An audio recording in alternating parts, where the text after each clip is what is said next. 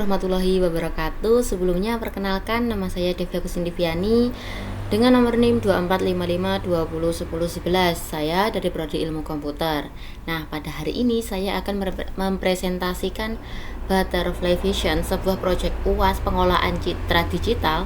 Nah, di proyek ini adalah platform untuk mengklasifikasikan spesies kupu-kupu secara otomatis yang menggabungkan web interaktif, HTML, dan juga JS dengan kecerdasan buatan di sisi back-end.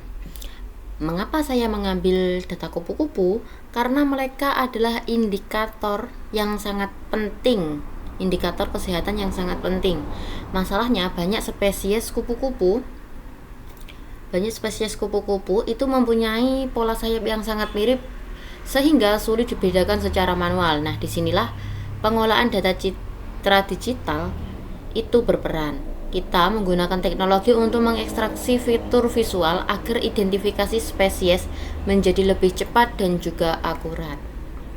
Nah, untuk melatih model ini, saya menggunakan dataset dari Kaggle yang berisi 6.499 gambar dari 75 spesies yang berbeda seperti monarch, seperti blue marpo, dan juga lainnya. Nah, data ini saya kelola lewat file CSV.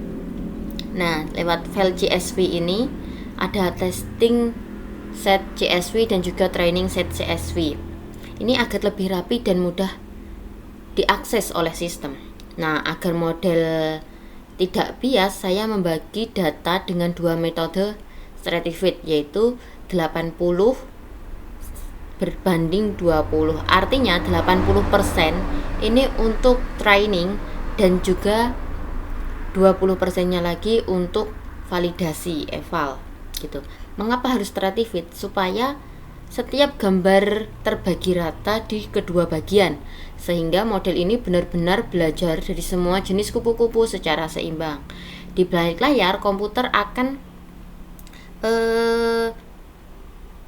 melihat gambar sebagai deretan angka. Gambar yang diunggah akan diresize ke ukuran 224 kali 224 pixel dengan format RGB sehingga ini matematis. Ini adalah metrik 3 dimensi yang menyimpan nilai entitas warna yang nantinya diubah menjadi tensor agar bisa dibaca oleh neural network. Nah, di web saya menggunakan fitur Pixel Lab untuk melihat proses pengolahan citra. Yang pertama yaitu ada tahapan itu original, yaitu membaca gambar. Lalu ada resize 64 ke 60 kali 64 pixel. Tujuannya yaitu memperkecil beban memori di browser agar aplikasi tetap ringan digunakan dan cepat saat digunakan. Nah, yang selanjutnya yaitu ada tahapan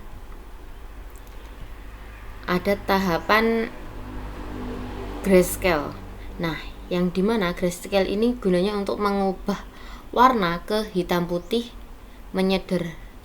untuk menyederhanakan data. Nah, agar model makin pintar, saya menambahkan teknik augmentasi yang dimana saya memutar gambar secara acak dan mengubah tingkat kecerahan.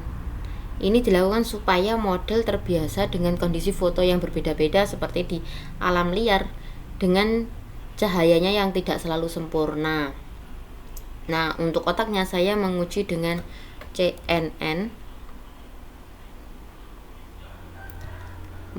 dua model, yaitu CNN dan juga CNN. Nah, uji dengan CNN dan juga FGG 16 gitu ya. Nah, dengan metode transfer learning, lapisan dalam itu digunakan bertugas seperti mata, yang dimana lapisan awal mencari tepi, sedangkan lapisan-lapisan lebih dalam menyusun bentuk kupu-kupu secara utuh. Nah, poin utama pengolahan citra dan AI itu satu kesatuan tanpa pra-pemrosesan yang bersih seperti resize, equalization, terus ada grayscale dan juga lainnya. Model AI akan kesulitan menangkap pola karena kebanyakan noise. Jadi kualitas data input menentukan kualitas hasil prediksi. Nah, sebagai pembuktiannya saya akan run terlebih dahulu. Nah, di sini ada image classification butterfly, mengenali kupu-kupu dengan kecerdasan mesin. Nah, arsitekturnya ada dua, yaitu CNN yang diuji berdampingan model dari 0 versus FGG16 pre-trained dengan transfer learning untuk mengklasifikasikan ratusan spesies kupu-kupu. Nah, jenis kupu-kupunya tadi itu ada 75 spesies dengan training gambar kurang lebih 6.499 spesies dengan dua model CNN, yaitu CNN sama FGG16. Nah, selanjutnya yaitu di sini ada live demo. Coba klasifikasi gambar kupu-kupu. Upload kupu-kupu atau masukkan URL gambar. Lalu metode AI akan menganalisis spesies, karakteristik visual dan juga kepercayaan prediksi. Nah, kita langsung saja ke seret atau lepas gambar atau klik menu bawah. Kita pilih file. Nah, di sini kan ada banyak gambar kupu-kupu. Nah, kita tinggal pilih. Nah, berhubung saya minat sama yang image 7, kita pilih image 7. Terus kita klik open.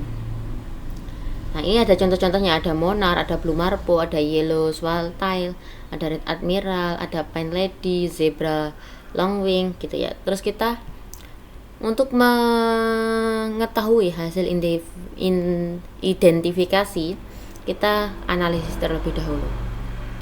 Nah, teridentifikasi Mestra amnion. Tingkat kepercayaannya itu 88% dengan top prediksi.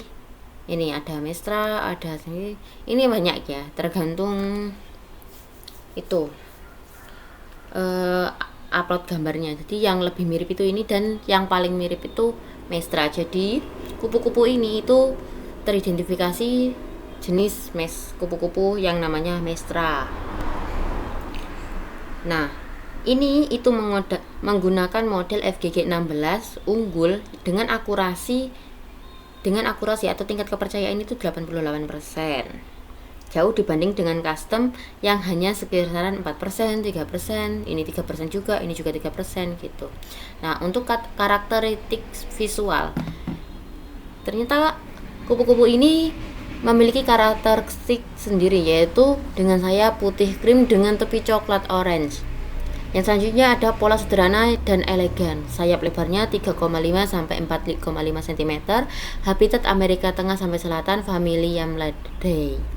Nah, deskripsinya, Mestra adalah kupu-kupu kecil yang elegan dengan sayap putih krim dan di tepinya warna coklat hangat, ditemukan di daerah terbuka dan semi kering di Amerika Tengah hingga Amerika Selatan di bagian utara. Nah, yang selanjutnya yaitu ada tahapan pengolahan citra digital, visualisasi image processing, pre-processing. Misalnya terhadap setiap proses pengolahan citra yang diterapkan pada gambar yang diunggah di bagian live demo, ini yang di atas, ini live demo namanya. Dari citra asli hingga representasi AI akhir yang digunakan model AI. Nah, ini yang pertama ada citra asli. Citra aslinya itu yang pertama ini. Terus diubah ke resize 64 x 64 pixel. Tapi ini masih menggunakan RGB ya. Nah, yang selanjutnya ada grayscale juga. Dengan grayscale yaitu warnanya yang hitam putih dengan ukuran 64 x 64. Nah, untuk ukuran pixelnya sebelumnya itu 0,255 pixel, yang sesudah dinormalisasikan itu jadi 0.1765 dalam kurung 0.0,1.0 gitu. Nah, mungkin untuk kesimpulannya, pengolahan citra adalah kunci sukses membangun AI dengan kecerdasan buatan Mungkin cukup itu yang bisa saya sampaikan. Wassalamualaikum warahmatullahi wabarakatuh.